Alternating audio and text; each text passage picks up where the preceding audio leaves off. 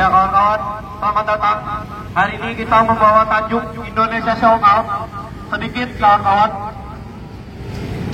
infografis dari kami terkait kenapa kami membawa narasi Indonesia Show Out adalah karena perihal daya beli masyarakat yang hari ini semakin menurun kawan-kawan. Kemudian banyak perlawanan dan revolusi dibangun karena ketidakmampuan masyarakat terhadap pajak-pajak yang dinaikkan di setiap daerah kawan-kawan. Kemudian juga kita merasa bahwa lama-kelamaan Indonesia sudah bukan lagi milik kita kawan-kawan. Indonesia dan demokrasinya sudah hilang dari tangan kita. Indonesia serta demokrasinya sudah semakin terkikis. Kita sudah semakin tidak mengalami demokrasi kawan-kawan. Itulah kenapa pada hari ini kita menyampaikan aspirasi kita. Karena pada hari kemerdekaan kemarin, ya kita tidak mampu untuk menyampaikan orasi maupun pendapat kita di hadapan Dewan Perwakilan Rakyat kita kawan-kawan. Beberapa tuntutan kita yang paling penting adalah kawan-kawan soal militerisme. Lama-kelamaan militerisme semakin menjajah ruang-ruang sipil. Sepakat kawan-kawan? Ada yang di kampusnya lama-kelamaan militerisme masuk ke ruang pendidikan kawan-kawan. Ada yang semakin kesini militeristik masuk ke ruang sipil kawan-kawan.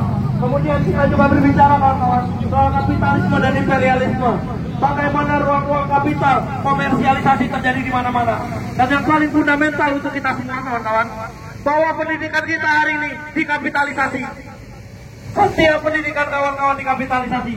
Bukan hanya untuk kawan-kawan yang ada di perguruan tinggi negeri, tapi kawan-kawan yang ada di perguruan tinggi swasta. Ya, beberapa kawan-kawan kami kemarin coba untuk mengusulkan kawan-kawan untuk menggratiskan pendidikan sampai pendidikan tinggi. Karena apa? Karena anggaran pendidikan kita tidak terdistribusi dengan baik dari APBN sampai kepada kita di ruang-ruang kelas kita. Sehingga masih banyak kapitalisasi yang terbangun di ruang pendidikan kita kawan-kawan. Kemudian kawan-kawan adalah soal oligarki. Bagaimana negara ini lama-lama kawan-kawan bukan lagi di tangan kita. Negara ini lama-lama kawan-kawan ada di tangan para penguasa, ada di tangan para pengusaha. Dan semakin jauh ya, negara ini ada di tangan kita kawan-kawan.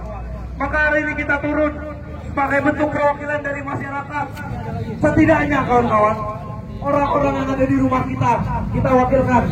Orang tua kita, bagaimana ayah kita, kakak dan adik kita kawan-kawan, susah cari kerja di negara ini kawan-kawan. Atas janji-janji lapangan pekerjaan yang hari ini belum juga terwujud. Kemudian kawan-kawan, ibu kita kawan-kawan, yang daya belinya semakin turun, tetapi kawan-kawan kebutuhan pokoknya semakin naik kawan-kawan. Itulah kenapa kita turun. Setidaknya mereka terwakili sama suara-suara kita kawan-kawan. Kemudian kita dan adik-adik kita kawan-kawan, yang harga pendidikannya setiap tahun semakin mahal.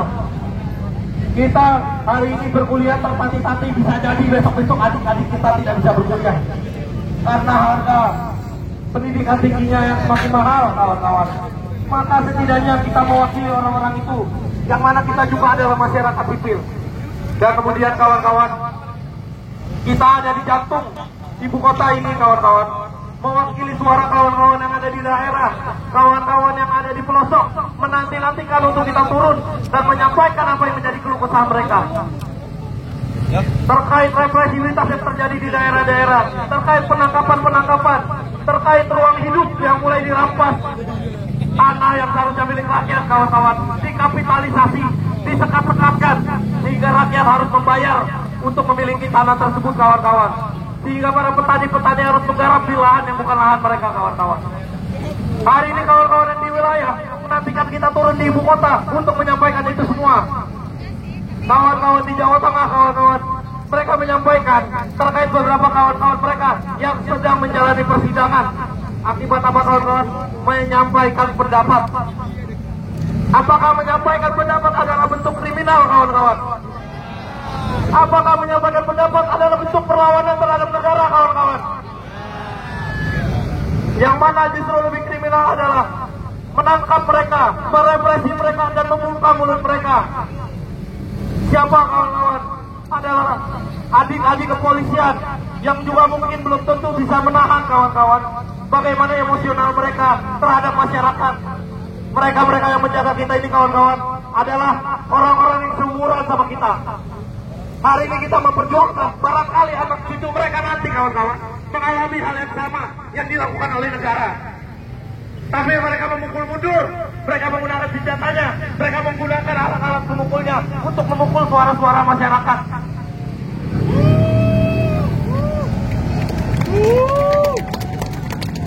Akan cari tengah kawan-kawan semuanya. Akan cari tengahnya kawan-kawan. No justice, no peace. Fuck the police. No justice, no peace. Fuck the police. Kami minta untuk kawan kami segera dibebaskan atas nama demokrasi, atas nama kebebasan berpendapat, dan atas nama masyarakat sipil. Mereka-mereka yang ditangkap di May Day hanya karena menyampaikan suara mereka, hanya karena menyampaikan aspirasi mereka. Segera dibebaskan.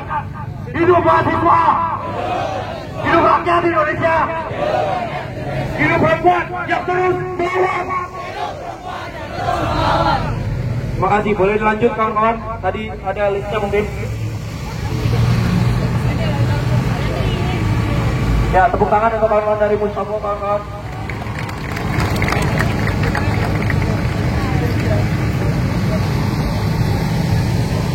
Ya, terima kasih kawan-kawan, selamat sore. Terimalah salam cinta dari saya, dan karena cinta kita bisa berjuang di sore hari ini. Terik-terik panas hari kita bisa berjalan. Hidup mahasiswa, hidup rakyat Indonesia, hidup perempuan yang terus melawan. Baik kawan-kawan, aku nggak terlalu panjang kali lebar untuk menyampaikan orasi. Tapi di sini yang perlu kita tekankan, kita datang ke sini memperingati kemerdekaan, bahwasannya kemerdekaan itu udah bukan tentang sesuai lagi dengan cita-cita yang harus dimerdekakan pada pemuda pada saat itu. Bapak-bapak kepolisian juga kita memperingatkan bahwasannya pemuda, yaitu pelajar, sejak Sumpah Pemuda 1924 itu terjadi, itu karena pemuda juga, karena pelajar dan karena mahasiswa. Dan kami datang ke sini juga pada saat ini untuk menuntut bagaimana kemerdekaan itu yang sudah diperjuangkan oleh pahlawan-pahlawan kita. Namun sekarang itu tidak sesuai dengan cita-cita kemerdekaan. Semangat kawan-kawan. Mungkin kurasa bapak-bapak, adik-adik kepolisian ini nggak tahu apa yang disampaikan semua. Jadi mereka yang pelong-pelong aja gitu kawan-kawan. Jadi kawan-kawan semua bisa juga untuk berdialog dengan bapak-bapak kepolisian, adik-adik kepolisian, supaya bisa saling bercerdasan juga gitu. Jadi jangan hanya berdialog sama mahasiswa juga, kalau bisa sama bapak-bapak adik-adik kepolisian juga untuk berdialog gitu.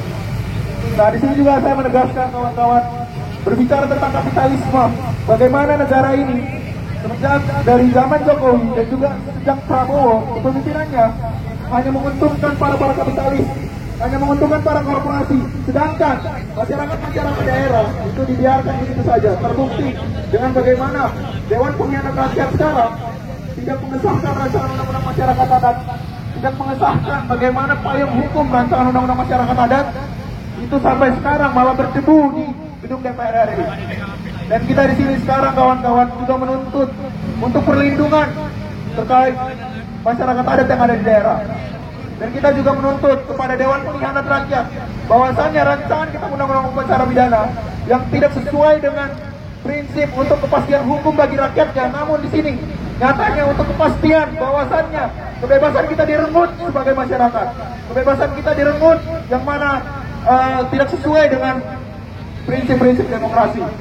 Dan kita juga di sini kawan-kawan melihat bahwasannya banner-banner yang ada di sini tertulis Indonesia Sold Out, yang mana sold out telah terjual, bahwasannya Indonesia telah terjual oleh para oligarki, para korporasi swasta, yang mana juga tidak mengingat bahwasanya rakyat adalah tertinggi di negara ini, bahwasanya kedaulatan rakyat yang katanya cuma